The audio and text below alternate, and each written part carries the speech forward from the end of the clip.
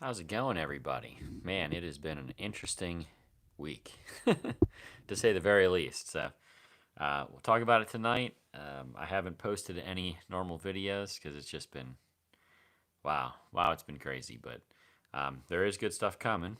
But that being said, I just wanted to pop on for a couple minutes tonight. We'll see who shows up and give you guys a quick update about what is actually going on in my world, and I want to hear about what's going on in your world, and we'll see if we can hopefully at least calm our fears amongst us, um, and kind of walk forward and figure out how can we walk forward together as a community. So give me just a minute here, see if anyone pops on. I got to pull up the live stream myself still, so bear with me one moment.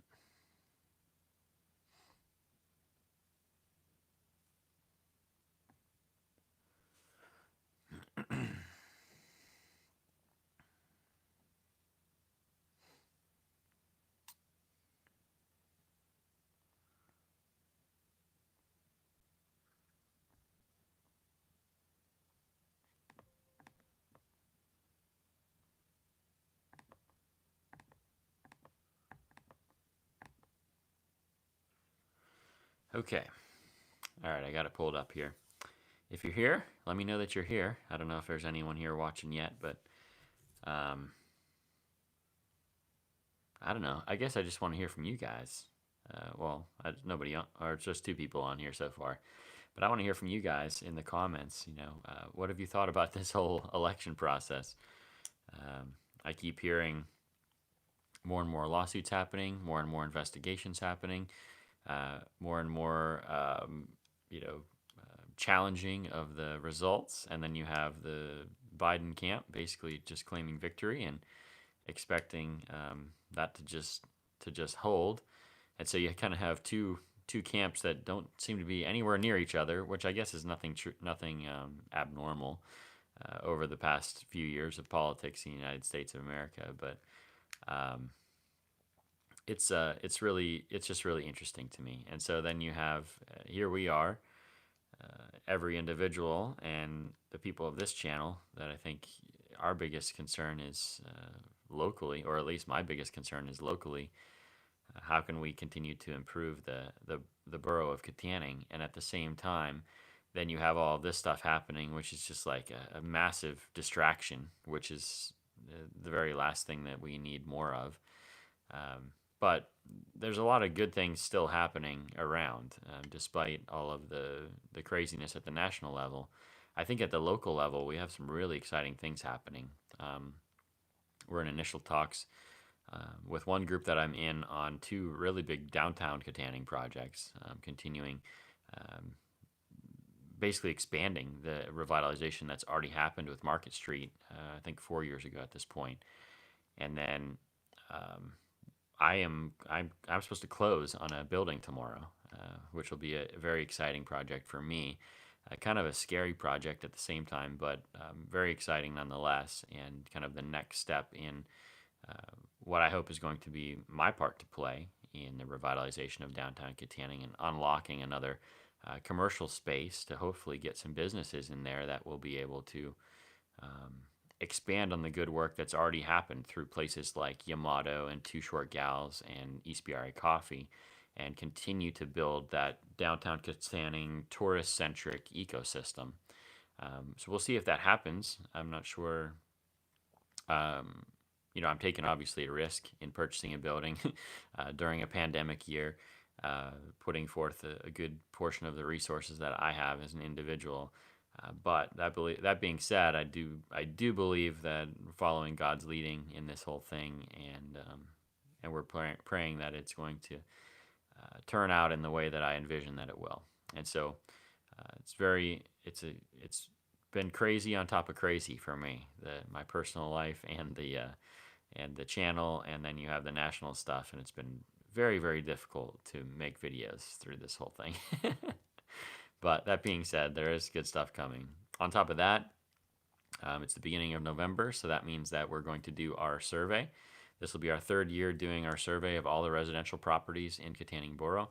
And so that's very exciting as well, because I took just a quick drive around to check out some of the projects that I knew, or some of the houses that I knew needed work and that I knew were kind of in process. And so when I drove around and looked at all of those, it was like almost every single one that I went to was done. And so there has been so much improvement in the residential areas. And I know last year I thought that there was a big improvement, and then when we started driving around and actually checking the list and making sure there were some that were done that we didn't even know about.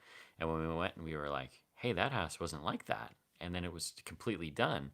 And so my assumption is that we're going to go around this week, hopefully at some point, and we're going to find the same thing. We're going to come to the same conclusion that it's really improved even more than we thought that it had. And I don't know, we may be coming to a day real soon where summer serve is no longer a thing. Um, I didn't I didn't think that was going to happen as fast as it looks like it might, but if we're like 25% improved over the course of that amount of time, we may be at the point where we cut down summer reserve even further and we go down to 6 project days a year and just do 6 big project days and just kind of continue a little bit of the momentum. But we're almost to the point, I think, where um, it's almost like you're pushing a rock up a hill. And then when you get to the precipice and then you get over the top, it starts to gain its own momentum and you no longer have to push. And so we've been pushing like that for a long time, both in prayer and in physical labor. And you get to the point where, okay, now this thing has its own momentum. And when the property prices begin to shift and it begins to make sense again for investors to buy houses that are in bad shape and fix them up and flip them, or fix them up and rent them, or fix them up and live in them, once that makes sense again from a financial perspective, then it's no longer necessary for our group or any other group really to kind of have to step in and fix a faulty market, which is what we've been doing from an economic perspective. As you think about it, in the borough, just maybe 5 years ago, if you would say you bought a house for $10,000 that needed all kinds of work, and you had to put $40,000 or $50,000 into it to make it livable and to make it nice. At that point, you had a house that was worth $60,000, and so that doesn't really make sense from a financial perspective to do all that work if you're not going to have any financial reward, and in some cases, maybe a negative financial reward. And so then the only people that want to buy properties at that point are slumlords who want to buy the house for 10,000 and they put $5,000 of work into it and then rent it for minimum price per month, and the property never really truly improves.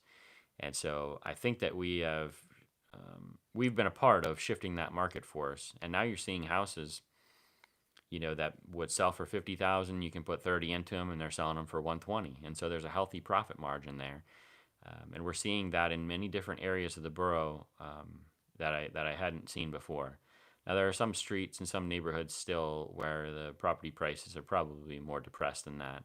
But I've been shocked by seeing the prices that some of these houses are going on the market. It's pretty exciting, and the sale prices seem to be going up too. And once those market forces have flipped, then it's just a matter of time, and it's a matter of getting the right investors into town, getting the right landlords, and it's a matter of codes enforcement, which the borough knows that there are issues there, and they're working on that. And it's nice that we have a codes enforcer that is now active. He's still getting his feet wet for sure, but we also have a borough manager who is top notch. She is the best that we could have asked for in Kittanning, and so those two pieces of the puzzle makes this, along with the market forces, makes this a problem that is in a very short time may be able to be handled by the borough without any help from local nonprofits like ours. So pretty exciting stuff there. And then you have the borough at the same time; they're figuring out a lot of their issues. And then we come down to our last two ideas for Kittanning 300 were, number one, fill up the downtown business area, and then number two, solving the problem of addiction. And so the two of the three big ideas that we're working on right now have to do with those things. Number one, I'm closing on a building tomorrow that will unlock another commercial property downtown, and it will be part of the continued commercial revitalization of downtown Kittanning, or at least that's what I'm praying for. And then the other one is an idea that has the potential to completely change the game when it comes to addiction recovery, not only in Kittanning Borough but in all of Armstrong County. And I really, really believe in it. And I'm not just speaking in a hyperbole when I say that that we could see the shift of addiction happen over the next few years and see recovery rates go through the roof because of what we are trying to accomplish with this big project. And so those are the four goals for Kittanning 300, and we are watching them.